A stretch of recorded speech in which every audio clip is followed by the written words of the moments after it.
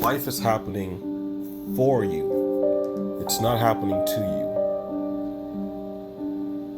In life, you do not get to choose how things go. You don't get to choose how people react. And it's often the case that you don't even get to choose how you react. Unless you sit with yourself and you work on that muscle until you build that discipline, until you really strip yourself down and sit with yourself, you be honest with you and say, this is a weakness in my processing. This is a weakness in my reaction. You have no control even over how you will react to a situation. So why do you waste so much time thinking about what happens if this happens or that happens? No. Trust in yourself and think when you're going through things. So that if an audible gets called while you're trying to deal with a situation, you might be, in your case, you might be calling up someone to ask for a ticket. And there's many different variables. The person may not answer, the person may be upset with you, the person might slander you and say, oh, they're calling for free tickets, oh, they can't afford it. The person might be like, the person might ask you back for a favor that you're not comfortable with giving. The person might just flat out say no, or they might just say yes. There's too many variables, and you're concerned with so many of them when you have no control over them because you don't even have control over yourself. Why waste that kind of time in life? You need to sit down every single morning, look yourself in the mirror, stare into your eyes, stare into your soul, look into that mirror and say, I am in charge today, and you will back me up. Stand confident and tall. When you interact, understand that the status that you have in life and the friends that you've kept, well, you must have done everything that was necessary to keep them, or you wouldn't still have them. You already have the job. You already have the position. It does not hurt you to ask. Instead, it hurts you to not ask. Knowledge never hurts you. It's the lack of knowledge that can kill you instead. The stove doesn't burn you. It's not understanding how to maneuver around the stove that will mess you up. Knowledge is power, and the quicker I can call this principal or whoever, let's assume that they do blank you. Let's assume that you ask for a favor and they say no. It's better to know that, because when they come to ask you for a favor, now you can make a decision based on the fact that these people don't even like you.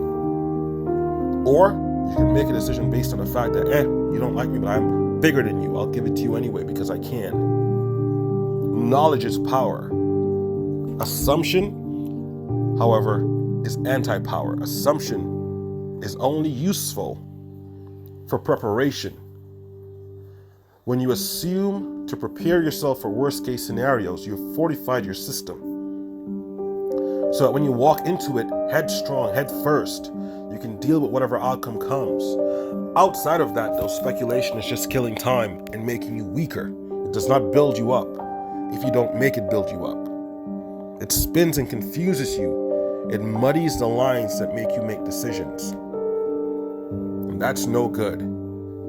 So, we must fight to stop doing that. Myself included. Sometimes I have a paradigm, a belief system that shapes my reality, that tells me how I will act and react. It tells me how I will deal with what comes in life. And sometimes that paradigm, it may reveal to me that there are some problems in my logic gates, some flaws in my logic. And so I have to take moments and go to hotel rooms and go to the park and the ocean, to walk, to train, to break down my mind system, my belief system, to strip my own eyes away from myself so I can't see anymore, to clean my lenses, so to speak, so I can look at the world with a fresh, good perspective. That's a vulnerable place, so sometimes it's hard to do that because you can't be vulnerable out in the open. Well, do it when you're at home and build yourself back up before you go out and come home and scrap yourself down again and build yourself up to be stronger, to be better. That's what we must do. Yesterday we made a mistake. The day before we did. A month ago we did. A year ago we did. Should have finished this project, 6 months ago. 8 months ago. Or I wish I didn't take that time off in school. Or I wish I had done this in school. Or I wish I had done that. Should have taken this job. I should have done that one. Guess what? You cannot get that time back. And the only thing you're doing right now is wasting more. Again, spinning, making yourself weak instead of building yourself stronger. Don't repeat the past. Learn from it. Grow from it. Doesn't matter what you didn't do yesterday. As a matter of fact, it probably doesn't matter what you do today or tomorrow. The only thing that matters today or tomorrow is if you're preparing to do something different on the day after. Preparation is not action that is easy to see, but preparation is the only action that allows you to have results that you can see.